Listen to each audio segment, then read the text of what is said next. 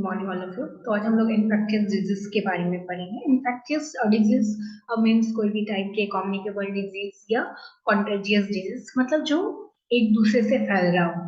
Communicable कह सकते हैं आप, कॉन्टेजियस कह सकते हैं आप। तो एक दूसरे से फैल रहा हो, इंसान से आदमी में फैल रहा हो, या आदमी से बर्ड्स में फैल रहा हो, बर्ड से इंसान में फैल रहा हो, या पर्सन टू पर्सन फैल रहा हो। तो दिस काइंड ऑफ डिजीज जो भी हैं, जो एक दूसरे से दूसरों में फैलते हैं, उनको हम लोग इन्फेक्टियस डिजीज बोलते हैं। पहले इसको नॉर्मल बोलचाल में हम लोग छुआछूत वाली बीमारी भी कहते थे। तो फर्स्ट जो इसमें आपको पढ़ना है दैट इज ट्यूबरक्लोसिस, जिसको टीबी भी कहते हैं। ट्यूबरक्लोसिस स्मॉल फॉर्म है टीबी का। तो टीबी क्या होता है कि एक तरह का रेस्पिरेटरी डिसऑर्डर्स है जो हमारी मेनली लंग्स को अटैक करते हैं। तो अब ये जो हमारा लंग्स होता है, नॉर्मल लंग्स का काम क्या है? ब्रीथिंग करना। तो ऑब्वियस हमारा जो ट्यूबरक्लोसिस होता है उसमें हमारा जो ये ब्रीथिंग वाला है, रेस्पिरेशन है, वो उसका डिसऑर्डर्स होता है।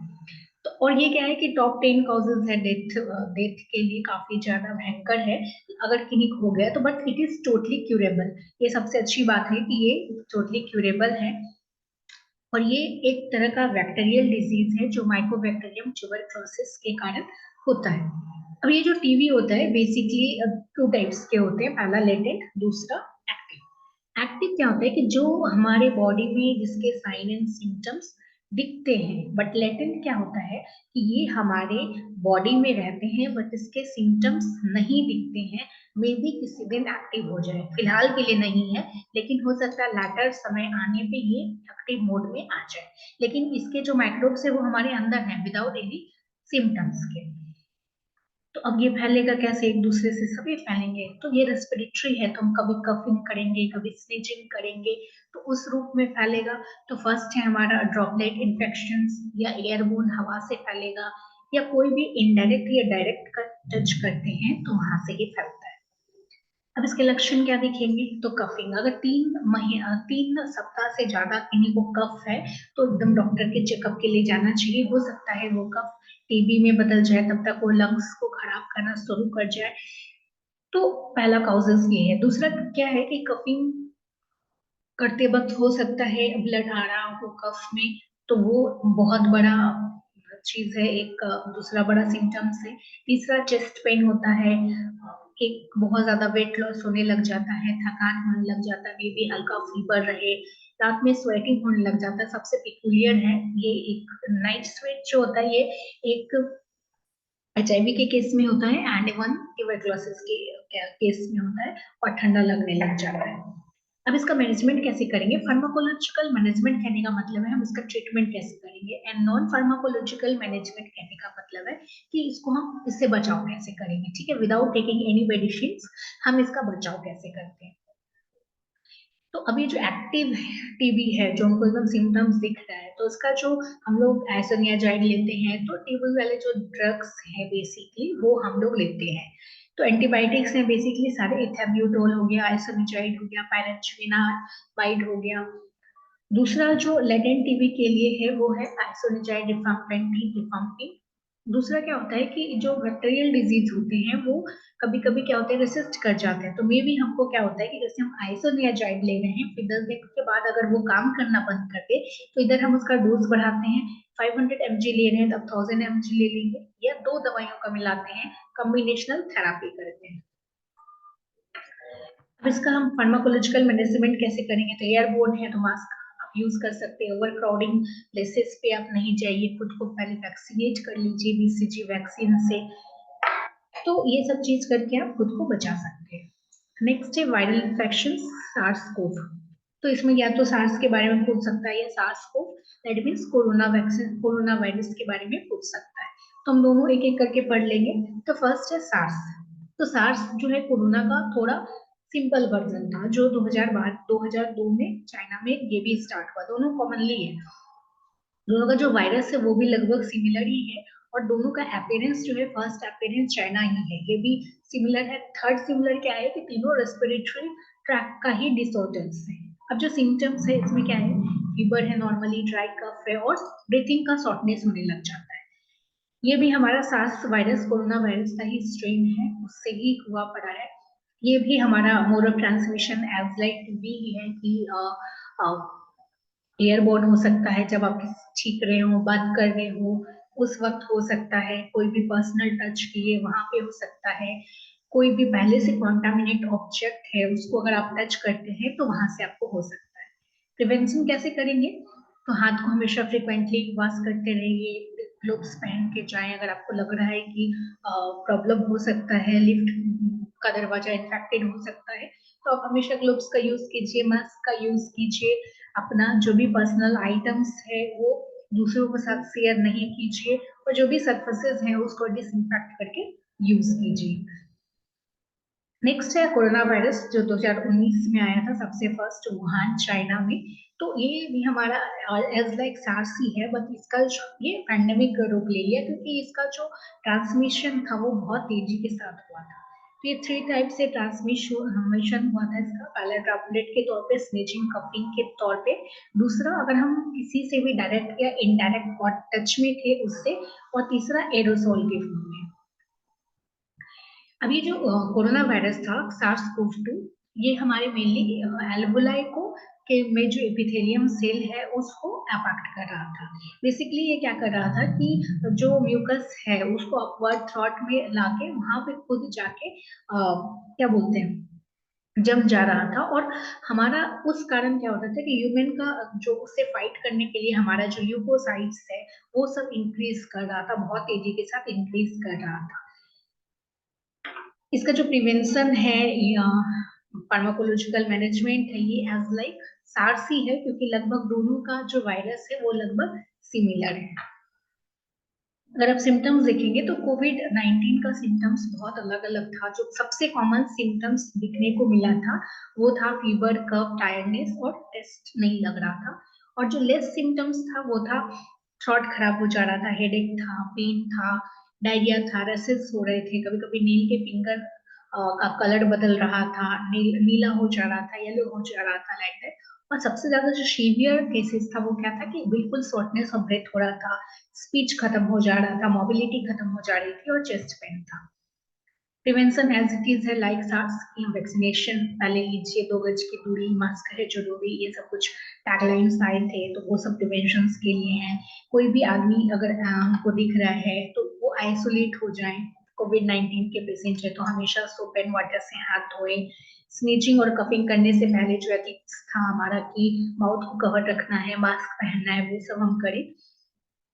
उसके बाद एक आता है hepatitis, inflammation of liver cells में को हेपेटाइटिस बोलते हैं। तो अब ये जो हेपेटाइटिस है वो डिफरेंट कारण के हो सकते हैं। इधर वायरल हेपेटाइटिस हो सकता है, या वो हेपेटाइटिस हो सकता है कि कोई बीमारी के कारण हुआ हो, कोई टॉक्सिन के कारण हुआ हो, या दूसरा क्या हो सकता है कि कभी कभी अल्कोहलिक हेपेटाइटिस भी होता है। बहुत ज्यादा अगर अल्कोहल का आपने ड्रिंक किया है तो उससे भी हेपेटाइटिस हो सकता है। तो हेपेटाइटिस का कारण बहुत हो सकता है। जनरली वायरल हेपेटाइटिस को हम लोग 5 तरह से डिफाइन करते हैं, A B C D E. और तीनों का नाम इसलिए अलग अलग है क्योंकि तीनों का जो वायरस का स्ट्रेन है, जैसे हेपेटाइटिस ए है तो हेपेटाइटिस ए वायरस के कारण हुआ है, बी वायरस के कारण हेपेटाइटिस बी हुआ है, इस टाइप से इसका नेमिंग हुआ है। अब इसका जो कॉमन सिम्टम्स है सभी का वो क्या है, फीवर है, थकान है।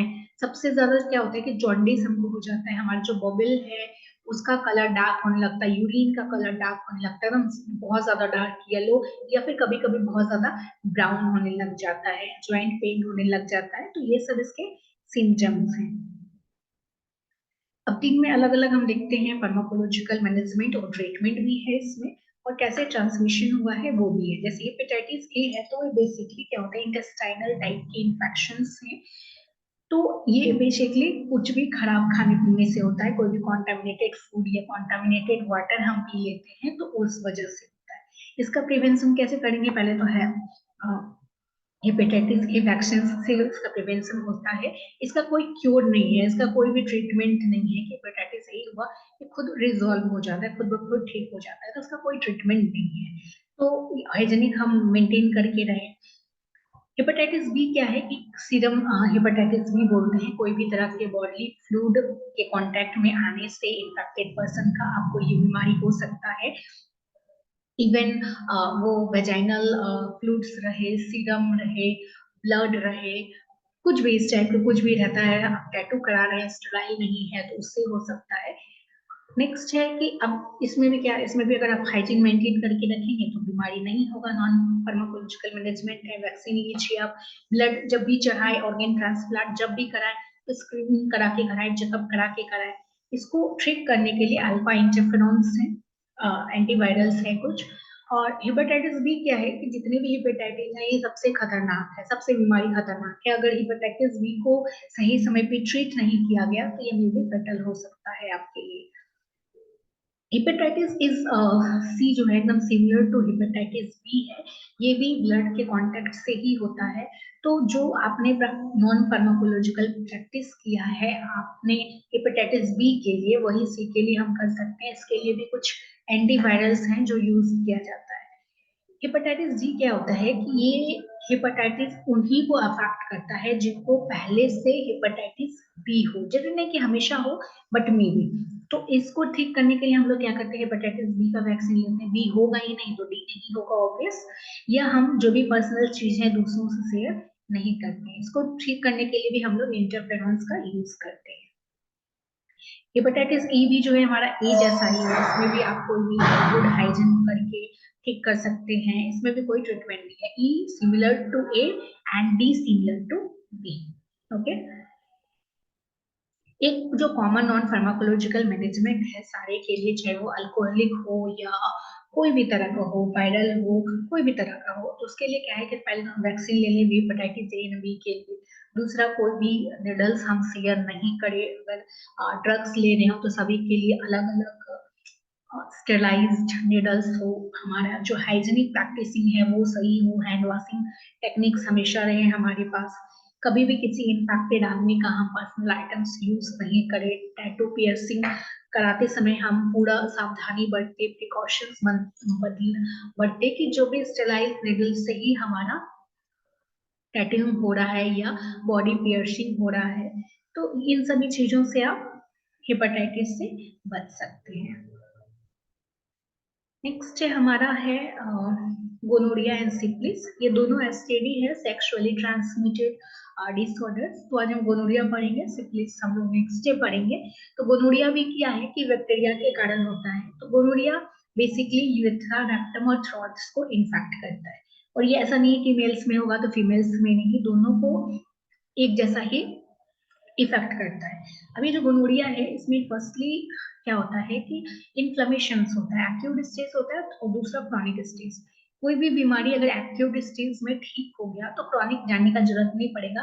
तो एक्यूट जितना जल्दी ठीक हो जाए उतना बेटर होता है। क्रॉनिक में अगर चला गया तो फिर उसको ठीक करने में प्रॉब्लम होता है। तो एक्यूट स्टेज में क्या है कि जो यूरेथ्रा है वहां पे इन्फ्लेमेशन होता है मेल में, या फीमेल्स में अगर हो रहा है तो वेजाइना या सर्विक्स में इन्फ्लेमेशन होता है। तो अब यहाँ पे क्या हो रहा है कि यूरिन पास करने में सेंसेशन हो रहा है, पेन का सेंसेशन हो रहा है, दर्द हो रहा है, या बस डिस्चार्ज हो रहा है। तो ये अगर मान लीजिए सही समय पे ट्रीट नहीं किया गया, अगर इन जलन हो रहा है यूरिनेशन के दौरान और आपने ठीक नहीं करवाया, तो हो सकता है कि ये इन्फेक्शन आपके प्रोस्टेट ग्लैंड तक चले जाए, सेमिनल वेसिकल्स तक चले जाए, या यूट्रस में हो सकता है, फीमेल में हो सकता है ये यूट्रस तक चले जाए। अगर यूट्रस तक ये फैल सकता है या फेलोपियन ट्यूब तक चला जाता है क्रॉनिक स्टेज में, तो हो सकता है कि ये स्टेराइल बना दे फीमेल को।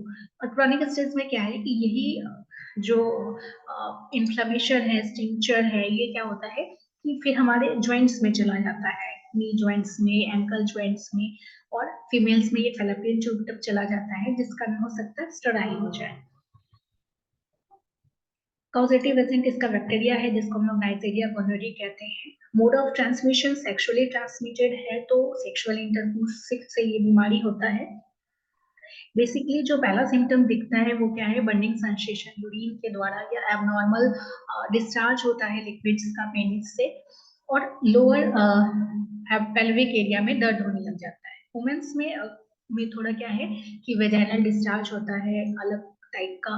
दूसरा, यूरिनेशंस में पेनफुल होने लग जाता है, लोअर एब्डोमेन में